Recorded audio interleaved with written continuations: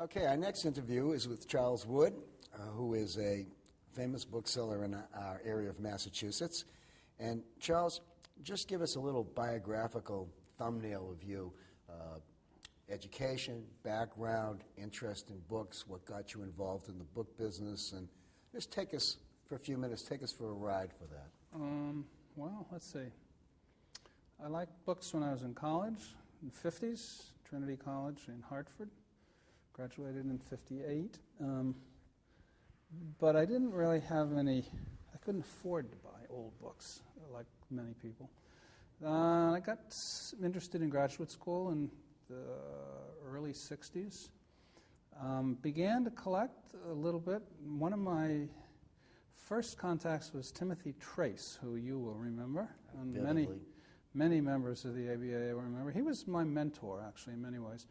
And I learned a lot from him, both about collecting and about dealing, about buying and selling. And then I had two different jobs. I worked at Winterthur Museum in middle 60s. I resigned in December 31st, 1967, and I began my business in January 1st, 1968. You didn't waste any time, And did I you? worked for myself from that day until now. And I've never had a bookshop. I've now done 130 plus catalogs. My business is about 65% with institutions and 35% just about evenly divided between private collectors and the trade.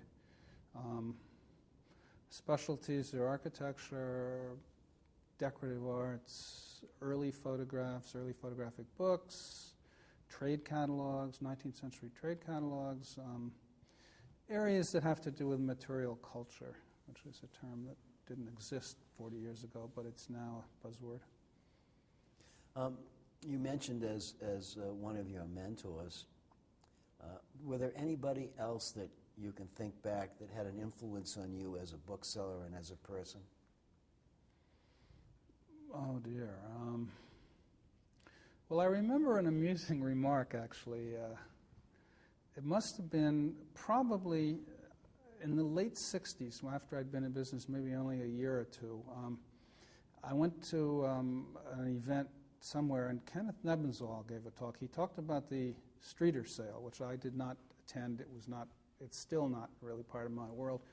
But I remember it was a very interesting talk. It was to a general audience, and I talked to him afterwards, and he said to me something which, to the effect that, he said, you have done something which is very interesting. You've created a whole new market. Well, that was not true, but because Tim Trace and other people, Jeffrey Steele and older generations of people had basically been doing what I was doing. But I did have some new approaches to it, and I always kind of felt proud that somebody like Ken Nebenzahl, who I'm sure you would look up to as well, had a compliment like that to make. In terms of people that have influenced me, lots of people have. Clients, customers have. Librarians. Librarians have. We learn all the time. That's one of the great things about this world. Do you have any fond memories of your early days in the trade? Anything that sticks out in your mind as being, nice or pleasant or a good find? Oh Lord, there's lots of those. I mean, yeah. I can't. They don't trip off the tongue too easily. But I do remember something which will actually amuse you, maybe. I don't know when it was, in the 70s sometime, but I had a copy of Alexander Gardner's photographic sketchbook of the Civil War, which is a great book, and a book in the 70s that one could buy and double and sell and still remain in not the stratosphere but the atmosphere. I mean, now it's $250,000, $1 million, $30 million. It's beyond me. But I remember that I had a copy of that book, and I remember that a guy I didn't know very well, Bob Rubin. Then you didn't know him very well. No, I didn't know him very well. He's a good friend of mine now, but I didn't know him very well then. And Bob said to me, and I really don't remember the details at all, except he provided me with a customer. The customer bought it. He got a commission. His commission funded his first trip to California, which he did in company of Matthew Needle. And I ran into him out there in the basement of Lawrence Reed Lawrence Reedon? Oh, William Bill Reedon. Bill Reedon's house. But, that's a memory What a place that was. that goes back 30 years, that memory. Gee, it's fun. I was talking to somebody, oh Lord, just the other day about what we do. And they said, somebody who's my age, I'm 71 and done this now 41 years. And I think actually it was a couple of women who are probably at least my age, British ladies that I know from going over there. And they said, well, we're here and it's still fun. And you're here and it's still fun. In fact, I remember, I don't know when, but 10 or 15 years ago, when you said to me, well, I'm going to retire to Florida. And you had it all set up. You had it all worked out in your mind. Right. And you were going to still keep dealing, but you were going to live in Florida. And here you are, And I know why you're still here, because it's more fun to be here than it is in Florida. Absolutely. And the fact... If I can put words in your mouth. No, that particular part of my career, I really felt like I wanted to be warm. Well, I can identify with But I that. got over that real quick. Yeah. And decided that this is the best place in the world to be buying and selling books. Yeah. Is Well, New they're here. England. They're here. And you know what? For the first time, I was in England 2 weeks ago, as I said, and it was very depressing. The books were not there. The prices were absurd. And then I got sick on top of it. I got a chest cold, and I came home a week early. But that was a pivotal event 2 weeks ago, because it means for me no longer am I going to go over in November for the Chelsea Book Fair. It's not worth it. I probably will in June, because there's a whole week long of book fairs. But the real point is that, as you just said, the books are here now more than they are, in my estimation, and even in London, except perhaps for June. June's different because people save them up and they all come into the center, for 1 week. But I really do believe now that Eastern United States is in certain ways the center of the world for what I do. I can't speak for anybody else but me. Charles, you have an internet presence. Barely. I have a website which it's way out of date. I don't look at it. Do you have anything for sale on the internet? Do you sell on the internet at all? Essentially, no. I have a couple catalogs that are there, but they're old, and I keep forgetting to tell the lady that does it to please take them down. I don't tend to put the new ones up. It's not part of my way I think. I do use the internet to buy with. I was going to ask you that next. I've used it more and more recently, actually. In fact, and a little anecdote about that. I was in London in June at the fair, and there's a woman there I know. She's American. She's married to an English guy. We're quite good friends. She's a very good bookseller, and she gets very interesting, kind of in my field, really interesting, rare stuff. And I said and her husband is not terribly healthy, so she has to stay home and sort of look after him a lot of the time, and she can't travel around, doesn't go to auctions, doesn't go out to buy. And I said to her, where do you find this stuff? And she said, well, I find a lot of it on the internet. And I said, well, yeah, of course, I was thinking about that. And when I got home, I was kind of had this burst of energy to go look for certain stuff, certain European, not American stuff, European stuff, in languages I can't read.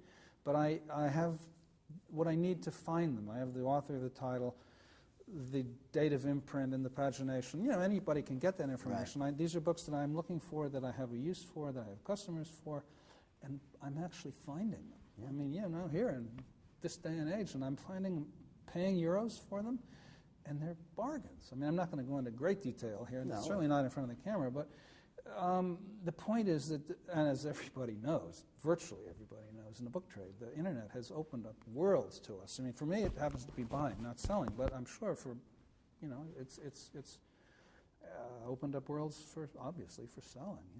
Well, one of the people we've talked to today doesn't buy or sell on the internet, but uses it as an information tool. He goes and looks things up, and he learns from it, and that's his use of it. The internet has really changed a lot of things in our lives, and probably will continue to change things in our lives. One of the questions that I like to ask is, if you were entering the book trade today, could you or would you? Oh, man, that's a good question. You know, that's actually difficult to answer because it's hard to. I mean, I entered it 41 years ago, you know, and so did you probably. You're 52. close to. Oh, okay. Well, fair enough. I started in 1956. Well, yeah. I was 3. Would I enter it today? Well, I don't know. I couldn't answer. I don't know. You know, I mean, It's a tough question I to don't think know. about at our age and our stature. I mean, in the abstract, yes, I would. And the reason I say yes is because it's still fun. It's fun to me.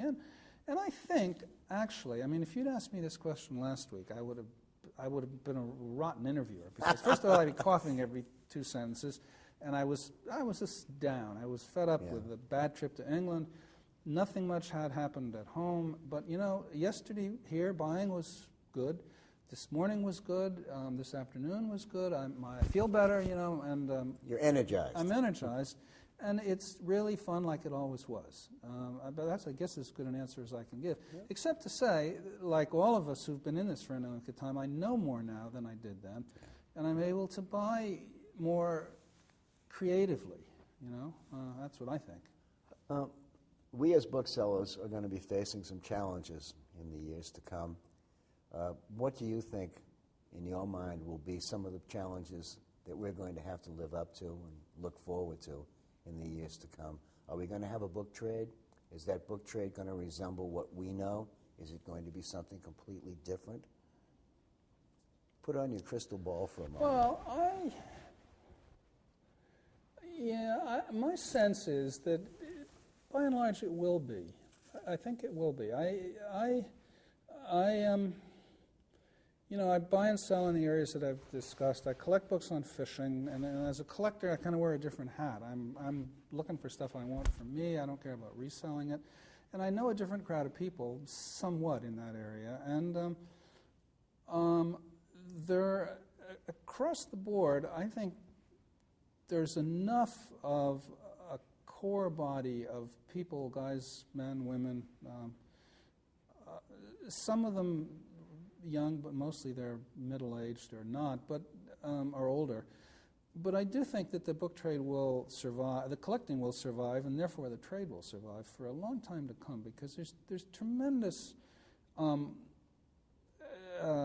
tactile and physical sense of joy and satisfaction and stimulation and fun that one gets out of a, well, I mean, you know, in your case, a cattle book, you know, from Texas from 1880. I mean, I don't know anything about that stuff, but when I look at it, to me.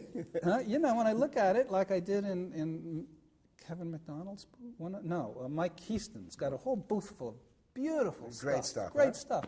Wow. I mean, I don't know anything about it, but it speaks to me just as objects, you know. I mean, they're beautiful copies of very interesting things in very excellent condition. Yeah. And how can anybody with any sensitivity, and there are lots of kids who, you know, I think are turned on to history today. And I mean, I must say, frankly, my wife, who's a professor and teaches young people, it would be interesting what her response would be, because she does collect books too. And I don't know what she'd say. I can't speak for her. But for me, I think there is a future to collecting, yes. But how would you respond to this comment? There are no young booksellers. There are no young collectors. Well, I don't think that's categorically true. There's not lots of them. There are not too many. But I mean, just look at the statistics. I mean, this fair is, I don't know whether, is it sold out? Is it full up? I mean, it strikes me. We have, I think, 9 more exhibitors than we had last year, and last year we had 5 more exhibitors than the year before. Well, those are, so there's been a nice upward trend for this book fair. Right. Those, I don't know whether they're young or old booksellers, but that's a positive trend. I mean, I do make an effort to go to a lot of book fairs. I know you do. Because that's where I buy. I don't go around on the road because it's, to me, not productive. And when I go to 2 or 3 stops and I get nothing, I get depressed. And I think, why am I doing this? And I go home, you know. But going to a book fair, if you can't find something to buy, you might as well go retire or go into another line of business, because there's stuff here. There's stuff down at the Radisson. There's stuff here. and it's fun to look, and it's fun to buy, and it's fun to kind of find something you think you have a customer for, or maybe you just want to buy for a catalog. But and I do think that there's enough young people coming along to keep the whole thing working. I don't buy the fact that we're the last of the generation or last of a breed. I don't think that's true. I have to say that I think a lot of what they're going to collect in future years is going to obviously be different stuff than we are used to handling. I think so. And that's an immutable law of nature, that it dries up from the marketplace, and it usually goes into libraries, and if it goes into some very big private collection and gets sold publicly, it makes huge prices, and it shuts out a lot of lower end collectors, but they're always going to be buying stuff. I mean, it amazes me how, where did I go? I went to a book fair recently, and I thought it was just awful. It was full of just flotsam and jetsam, and yet everybody was Pioneer Book Fair in Northampton? No, that was not too bad. I had fairly good luck there, but it doesn't matter. It was one of those fairs like that, a Myriad level, middle level kind of regional fair. And actually, Northampton was a good example because there were a lot of young people there. I mean, it's an academic community. There's students, there's young teachers, and they've got the most amazing, interesting interests. And you stand in line waiting to get your ticket, and you get overhearing somebody talk about God knows what they collect, but they know everything there is to know about it. Yeah. And you think, this is fun, and this is a useful endeavor to be involved in. I just find it very satisfying. How many book fairs a year do you think you hit? And How are many they I hit? mostly in New England? I try to do most of the ones I can in New England. Gosh, I've never made an effort to count it up. I tend, as a rule, not to fly to go to book fairs, except I go every winter to LA, San Francisco, or both, as the case is. I go now it's going to be once a year to London in June. Otherwise, I tend to drive eastern New England. I did actually in October. I flew up to Rochester kind of on a whim, and it turned out to be, I went up to hear a talk that a young man, Dan, he works for Between the Covers, and he gave a talk. Dan Gregory. Yeah, exactly, and he gave a talk on photographing books for catalogs. Well, I do catalogs, and I used to do my own photography. I don't now because I'm not adept with digital, but it was a very interesting talk, and I'm glad I went to it. And then I went to the book fair, and I had good luck at the fair. I mean, it was fun. I was one of really a very few out of county visitors, and I know you go to Texas, or you go a lot of places. I particularly like the Austin Book Fair because it's warm in January, and there are all kinds of booksellers that I would have never known about if I didn't go there. Yeah. And that's what I like to do. Well, let me ask you just one final question, and it's real simple. Are you in this till death do you part, or are you going to retire at some point and sell your stuff? Probably till I kick the bucket. I have my fishing book collection is actually quite good, and I've got a contract from a publisher. Well, I haven't signed it, but I have a contract from a publisher to do a book on it. I've done 3 or 4 chapters. I'm like many people. I have to build a fire under myself to get working on it. But I mean, if they said to me tomorrow, "You have 6 months to live," I'd forget my business and I'd finish that book because I really want to do that. But I can't imagine retiring. It wouldn't be. It would be boring, Well, Charles, thank you very much. Yeah. Great interview. Yeah, Appreciate good. it. Thank you.